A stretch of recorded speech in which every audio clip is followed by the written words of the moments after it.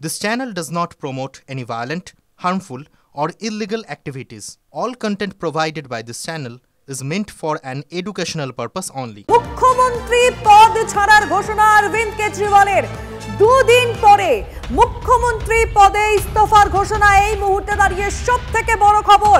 কি আপডেট রয়েছে এই বিষয়ে জ্যোতির্ময় কর্মকার আমাদের প্রতিনিধি জানাবেন। জ্যোতির্ময়, দেখো, গ্রেপ্তার হওয়ার পরে বিজেপির তরফ থেকে বারবার ধরে দাবি জানানো হয়েছিল যে নিজের মুখ্যমন্ত্রী পদ থেকে পদত্যাগ করুন অরবিন্দ কেজরিওয়াল, কিন্তু তিনি অনড় অবস্থানে ছিলেন। UEM Jaipur is a perfect target for prospective students aspiring for good jobs, good education with future-ready skills.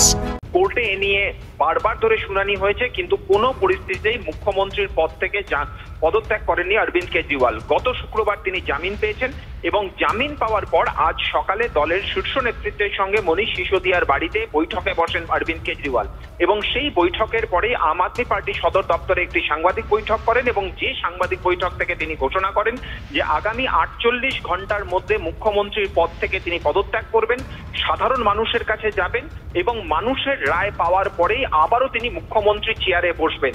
এটা অত্যন্ত গুরুত্বপূর্ণ একটা পলিটিক্যাল স্টেপ বলে কিন্তু রাজনৈতিক মহল ব্যাখ্যা করছে। তার কারণ তার উপরে বিজেপি যে চাপ দিচ্ছিল যে তার বিরুদ্ধে যখন দুর্নীতির অভিযোগ উঠেছে তার মুখ্যমন্ত্রীর পদ থেকে সরে যাওয়া উচিত।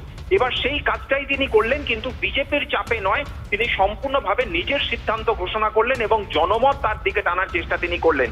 কিন্তু এর পাশাপাশি আরেকটি বিষয় উল্লেখ করতে হবে যে কোর্টের যে রায়, সেই রায়তে কিন্তু স্পষ্টভাবে বলা রয়েছে যে কোনো ফাইল তিনি সই করতে পারবেন না, বা যেখানে প্রত্যক্ষদর্শীরা এই ঘটনার সঙ্গে জড়িত, অর্থাৎ যে ক্ষেত্রে সেক্রেটারিয়েটের একাধিক অফিসার, তাদের সঙ্গেও তিনি সরাসরিভাবে কথা বলতে পারবেন না। ফলত মুখ্যমন্ত্রীর কাজ কর্ম সবকিছু প্রশ্নচিহ্নের সামনে দাঁড়িয়ে যেত যদি তিনি মুখ্যমন্ত্রী পদে থাকতেন।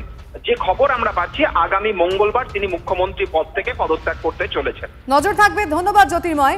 অরবিন্দ কেজরিওয়াল কি বলেছেন শোনাবো।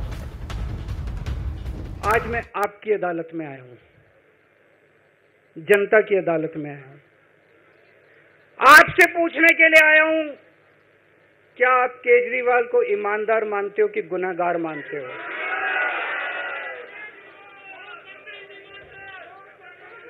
मैं दिल्ली की जनता से पूछना चाहता हूं, मैं देश की जनता से पूछना चाहता हूं कि क्या केजरीवाल ईमानदार है कि गुनाहगार है? दोस्तों, 2 दिन के बाद, आज से 2 दिन के बाद मैं सीएम की कुर्सी से इस्तीफा देने जा रहा हूं।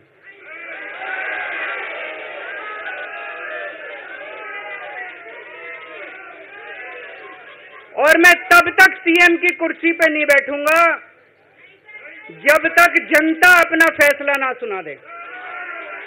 मैं जनता के बीच में जाऊंगा, गली गली में जाऊंगा, घर घर में जाऊंगा, और जब तक जनता अपना फैसला ना सुना दे कि केजरीवाल ईमानदार है, तब तक मैं सीएम की कुर्सी के ऊपर नहीं बैठूंगा।